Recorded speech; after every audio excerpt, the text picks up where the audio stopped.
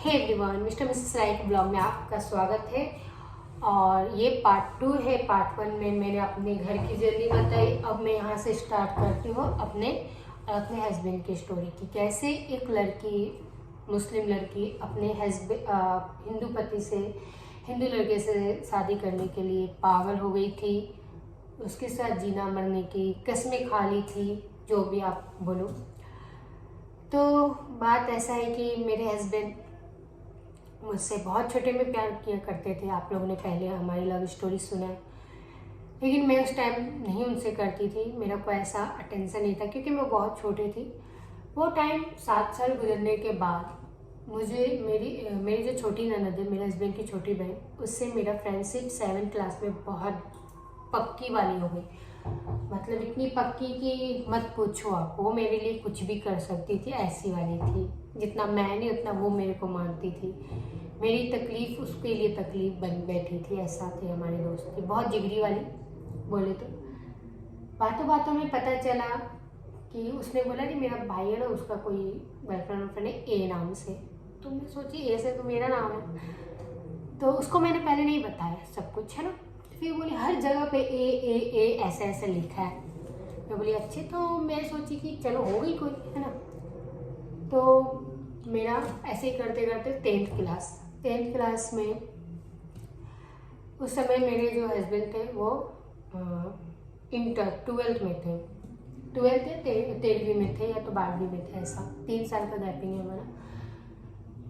10th का exam था। हमारे क्वार्टर से जो हमारा सेंटर पड़ा था 10th का, वो थोड़ा डिस्टेंस था, आधे एक घंटे की दूरी।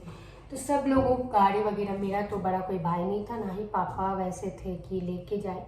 सब गाड़ी बुक हो गई थी, हर लड़की लोग। मेरा एक बचा था। तो मेरे क्वार्टर से एक क्वार्टर छोड़ के मेरे हस्बैंड का क्वार्टर था। तो मेरी मम्मी अचानक बात की कि मेरी सासू माँ से कि ऐमन को भी जाना है। इसकी सारी दोस्तों ने तो कर लिया। अभी बबली नाम है मेरी ननद का। बबली कैसे जाएगी? तो मेरी सासू माँ ने बोला, उस समय तो आंटी बोलती थी। आंटी ने बोला कि वीरेंद्र जाएगा लेके बाइक में, अगर बोलना है तो चलो साथ में। तो मैं सोची जाऊँ कि नहीं जाऊँ। तो मैं बोली चलो ठीक है चलते। तो मेरे हस्बैंड बाइक, मेरे ननद जो थी बीच में बैठती थी, मैं लास्ट में बैठती थी। कि मैं उनका नेचर, मैं तो ऐसे समझ गई थी कि मेरे को लगा इनका हो गई, इनकी ज़िंदगी में कोई तो आ ही गया होगा, कोई ना कोई तो आ गई होगी। कॉलेज है, कहा ना वो मुझे 1th क्लास में था, 3 क्लास में प्रपोज किया, उसके बाद अभी थोड़ी ना इतना दिन मेरा कोई इंतज़ार करेगा। लेकिन मैं देखती थी इनका नेचर बहुत, मतलब बोला तो ना, बिना बोले हुए समझ जाना। तो मेरे हस्बैंड कुछ भी ऐसा नहीं घूर कर देखना, या तो बोलना, या तो एहसास दिलाना, लेकिन एक केयर वो दिखाया हमेशा करते थे, जिससे जो मुझे बहुत अच्छा लगा। अब मुझे ऐसा क्या हुआ, मैं ये भी नहीं जानती थी कि उनकी ज़िंदगी में कोई आ गई, या वो मुझसे अभी भी प्यार करते, या ये ऊपर वाला का संकेत था कि मैं इनकी लाइफ में आ जाऊँ, या ये मेरी लाइफ में आ जाए। क्योंकि मुझे लगता है मेरी भी जोड़ी ऊपर वाले ने ही बनाई है रियली में। जो हमारा, जिस लड़के को मैं बिल्कुल भी देखा तक भी नहीं करती थी मैं अपने हस्बैंड को, मेरे हस्बैंड भी ऐसा कभी, मुझे ऐसा नहीं होता ना ये छिछोरागिरी, मतलब देखते रहना ऐसा वैसा। कभी भी वो इंसान ने ऐसा नहीं किया कि मुझे वह एहसास हो कि अभी तक वो मुझसे प्यार करता है। लेकिन वो बोला जाता है ना, लास्ट एग्ज़ाम तक मैंने उसकी अच्छाई देखी, केयर देखा, कि जैसे वो अपनी बहन को साथ है वैसे मेरे साथ। मतलब ये नहीं कि हाँ उसने मुझे ना बोल दिया, मेरे साथ नहीं रही तो उसके साथ मैं ऐसा बिहेवियर करूँगा। बहुत शांत स्वभाव, बहुत अच्छा इंसान, सीधा साधा।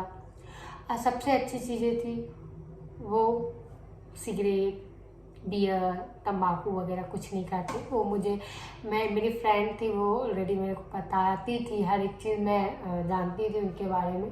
एक च्युइंगम वो खाया करते थे, जब मैं रहती थी च्युइंगम चबाया करते थे, और हमें भी दिया करते थे। 10th का लास्ट एग्ज़ाम था मैथ्स, प्रैक्टिकल का एग्ज़ाम था लास्ट, मैथ्स का एग्ज़ाम देने के बाद अचानक मुझे क्या हुआ क्या नहीं हुआ, मैं एक लेटर लिख के अपनी नंद को बोली कि मैं तेरे भाई को देना चाहती हूँ। वो बोले अरे ऐसे कैसे तू देना चाहती, तुमको कब से मेरे भाई पे इतना प्यार आ गया, ये वो बहुत रोकी। मैं बोली नहीं मुझे देना है। मेरा मजाक मजाक होता ना, ऐसा नहीं दिल में था या कुछ, मजाक मजाक में वो लेटर मैंने जब मैं प्रैक्टिकल में अंदर जा रही थी, हैंकी था और मेरे पैसे थे हाथ में, हाथ में ही मैं रुमाल और पैसा ले, और उसमें मेरा एक लेटर था और मैं बोल दी ये इसको पढ़ लेना। वो इंसान, मेरा हस्बैंड, सुना नहीं कि ये मैंने ये चीज़ बोला कि वो पढ़ लेना। फिर एक हुआ कि वो पढ़ा नहीं, फिर मेरे को लेटर वापस पैसे के साथ दे दिया। मुझे लगा वो पढ़ के मेरे को वापस दिया, फिर पता चला नहीं उसने पढ़ा नहीं, ये वो। चलो फिर उसके बाद उसने लेटर दिया, फिर उसके बाद हम दोनों प्यार, समझ लो हमारा सब कुछ स्टार्ट हो गया। 13 मार्च 2010 की बात है ये, तो हो गया। फिर भी मैं उतना बात नहीं करती थी, कुछ भी नहीं, मतलब बहुत नॉर्मली, क्योंकि मेरे पास फ़ोन थे नहीं। और 10th के रिजल्ट जब निकला तो मेरे को नोकिया वाइट कलर का मुझे मम्मी ने मेरे को गिफ्ट दिया था, क्योंकि मैं फर्स्ट डिवीज़न अच्छे परसेंट के साथ 63.1% के साथ मैं फर्स्ट डिवीज़न आई थी। तो उसी खुशी में मम्मी ने मुझे मोबाइल, क्योंकि मैं बहुत लाडली थी, रियली बता रही हूँ। अपने घर में एक जिद्दी, एक नॉटी लड़की, चाय वाय कुछ नहीं बनाना, मतलब ऐसी थी मैं, सिर्फ खेलना कूदना। इतने बड़े में भी मेरा यही था। शादी के बाद में बदली हूँ, बड़ी हुई हूँ थोड़ी। तो फिर उसके बाद ये सब होने के बाद 10th का रिजल्ट निकलने से पहले मैं इधर आ गई मुंबई। फिर मेरे हस्बैंड फ़ोन करके बताए तेरे घर पे ऐसा ऐसा चल रहा है, तेरी बहन का शादी वादी। मैं बोली रियली? तभी मैं पीसीओ से फ़ोन करती थी अपने हस्बैंड को। मेरे पास क्या मोबाइल तो रिजल्ट निकलने के बाद मिला था मुझे ना। तो ऐसा ही हुआ। फिर मैं बोली कि एक काम करना, मेरी बहन से मेरी बात करा। तो उसने ही मेरी बहन से मेरे बात कराया वगैरह सब किया। मैं उससे हर एक चीज़ लिया करती थी कि वो लड़का आता है क्या, ये वो सब। ये सब होने के बाद जब मैं मुंबई से फिर यहाँ आई, मुंबई से अपने गांव आई, तो भी मैं अपने जिससे मैं प्यार करती थी, अपने हस्बैंड से, नज़र नहीं मिला पाती थी। मतलब मैं उतना अट्रैक्टिव नहीं थी उनसे। मतलब मेरा ना बहुत टाइम 6-7 महीना मेरा ऐसा ही गया, नॉट अट्रैक्टिव ऐसा। फिर उसके बाद ये सब हुआ, शादी कैंसिल कराया, फिर लड़के उड़के ढूंढे। मेरी बहन की जब शादी होने वाली थी, उससे पहले, मेरी बहन के शादी होने से पहले मेरे हस्बैंड बहुत ज़्यादा केयर दिखाए मेरे लिए। जब मेरा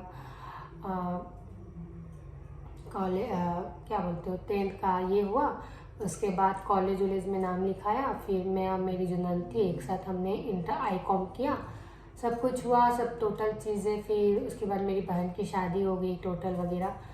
फिर तब तक मेरे को कुछ नहीं था कि मैं इनसे बहुत, मतलब थोड़ा थोड़ा मेरे को लव होने लगा। फिर ऐसे हुआ कि 2012 में मेरे हस्बैंड के, मैंने बताया था, पेट में प्रॉब्लम हुआ, उनकी सडनली तबीयत खराब हुई। ऐसा हो गया, डॉक्टरों ने जवाब दे दिया।